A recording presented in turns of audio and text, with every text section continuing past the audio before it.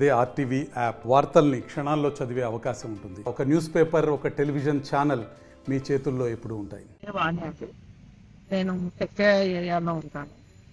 వచ్చేసి నాకు 2:45 ఒక ఫోన్ కాల్ వచ్చి మీరు ఇట్లా ఫస్ట్ ఇంగ్లీష్లో మాట్లాడినారు. నాకు ఇంగ్లీష్ కాబట్టి హిందీలో అయితే మాకు తెలుగు అన్నాను, ఇంగ్లీష్ మాట్లాడతాను. సరే అన్నారు.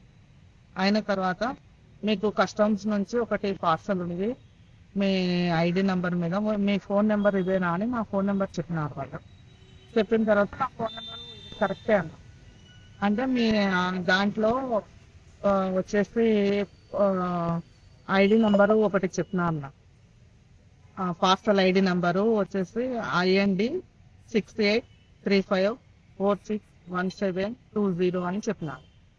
దాంట్లో ఏమున్నాయి సార్, మేమేం తెప్పించినాము, అక్కడ కస్టమ్స్ నుంచి తెప్పియాల్సినంత స్తోమత మాది కాదు, అంత అవసరం కూడా లేదు మాకు అని నేను అడిగితే మీ దాంట్లో 16 పాస్పోర్ట్లు ఉన్నాయి, 58 వచ్చేసి ATM కార్డులు ఉన్నాయి, 14 గ్రాములు MDMA అనే మత్తు పదార్థం ఉంది అని చెప్పి ఫస్ట్ నేను కొంచెం కంగారు పడ్డా. ఎందుకబ్బా మా దాంట్లో ఎందుకు వచ్చినాయని. ఎందుకు వచ్చినాయి సార్ ఇవి అని అన్నారు. మీరేమైనా పంపిస్తున్నారా అంటే, మేము ఎందుకు పంపిస్తాం, మాకేం అవసరము, మేము ఆంధ్రప్రదేశ్ నంద్యాలలో ఉంటాము, కర్నూలు డిస్టిక్ నంద్యాలలో ఉంటాము, ఢిల్లీకి మాకు అవసరం లేదు అట్లా. అట్లయితే కానీ మీరు ఢిల్లీ పోలీస్ కంప్లైంట్ చేయండి అని అన్నా. నేను అంత దూరం పోలీస్ స్టేషన్కి రాలేదు సార్ ఢిల్లీకి, అయితే ఆన్లైన్లో మేము చేస్తాం అని వాళ్ళు కలిపితే ఇది నాకు వాట్సాప్ కాల్లో మాట్లాడారు.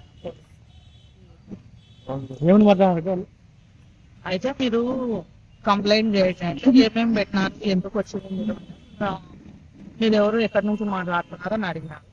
అయితే నేను నంద్యాల డిస్టిక్, కర్నూలు డిస్టిక్ నంద్యాల, ఆంధ్రప్రదేశ్ నుంచి మాట్లాడుతున్నాను అని చెప్పినాను. చెప్తే ఎందుకు ఏం మీరు కంప్లైంట్ చేయాలనుకున్నారంటే, ఇట్లా కస్టమ్స్ ఆయన ఆశిష్ శర్మ అని ఒక ఆయన నాకు ఫోన్ చేస్తున్నారు. చేస్తే ఈ కస్టమ్స్ దాంట్లో ఒక పార్సల్ వచ్చింది, దాంట్లో ఈ ఐటమ్స్ ఉన్నాయి మీవి, మత్తు పదార్థాలు 16 పాస్పోర్ట్లు, 58 ATM కార్డులు, 14 గ్రాముల మత్తు పదార్థం ఉందని వాళ్ళు చెప్పినారు అని, అందుకని నేను చేసినాను అంటే, సరే మేము కంప్లైంట్ తీసుకుంటాము ఆన్లైన్లోనే అని అన్నారు. అన్న తర్వాత నాకు ఆధార్ కార్డు నాది, మా ఆయనది పెట్టమన్నారు. నాకు డౌట్ వచ్చింది, మా ఆధార్ కార్డులతో ఏం పని సార్, మీరు కంప్లైంట్ తీసుకుంటే అంటే, లేదు మీరు ఖచ్చితంగా చూపించాలన్న. అంటే నేను అట్లా చేయలేను, మా ఆయన వద్దని, కావాలంటే మేము లోకల్ పోలీసు వాళ్ళని కలుస్తాము. లోకల్ పోలీసులు ఎందుకు, ఏం అవసరం లేదు, మేమే చూసుకుంటాము, మీరు కానీ ఇప్పుడు కంప్లైంట్ చేయకపోతే ఢిల్లీ నుంచి పోలీసు వాళ్ళు వచ్చి మిమ్మల్ని అరెస్ట్ చేస్తారు అని చెప్పినారు. మీరు ఢిల్లీ నుంచి వచ్చినా ఎక్కడి నుంచి వచ్చినా ఫస్ట్ అయితే నంద్యాలకు రావాలా, నంద్యాల 2 టౌన్ పోలీస్ స్టేషన్, నా ఏరియా పరిధిలో ఉన్న పోలీస్ స్టేషన్ అయితే కరెక్ట్ కన్సల్ట్ కావాలి, నా అడ్రస్ అయితే మీకు ఢిల్లీ వాళ్ళకి తెలియదు. అందుకు లేదు ఖచ్చితంగా మేము CI సార్ SI సార్తోనే ఎవరితోనో ఒకరితో మాట్లాడండి అంటే, వాళ్ళు లేకపోతే ఎట్లా అన్నారు.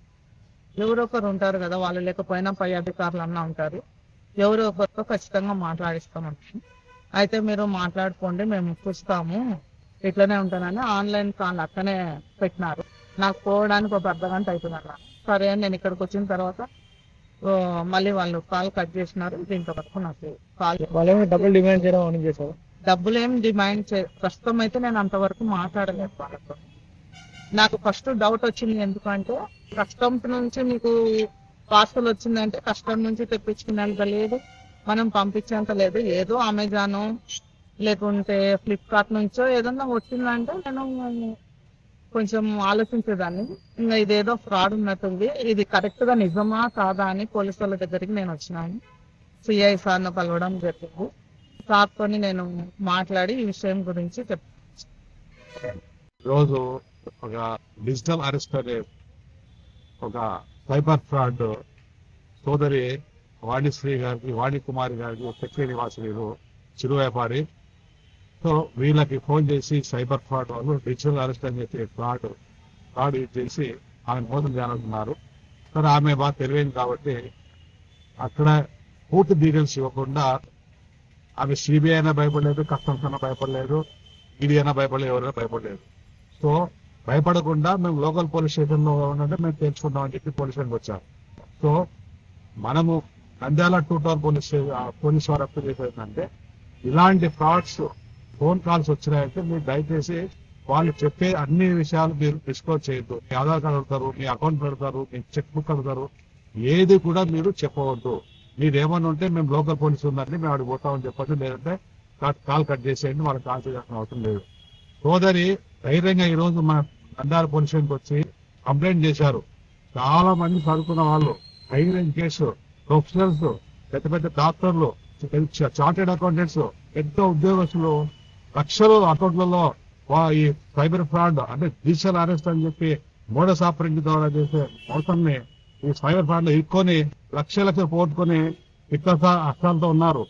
ఒక సాధారణ గృహిణి మరి ఇది ఫ్రాడ్ అని చెప్పి తెలుసుకొని మేము ఏమన్నట్టు లోకల్ పోలీస్ స్టేషన్ అనుకుంటామని చెప్పి వచ్చారు.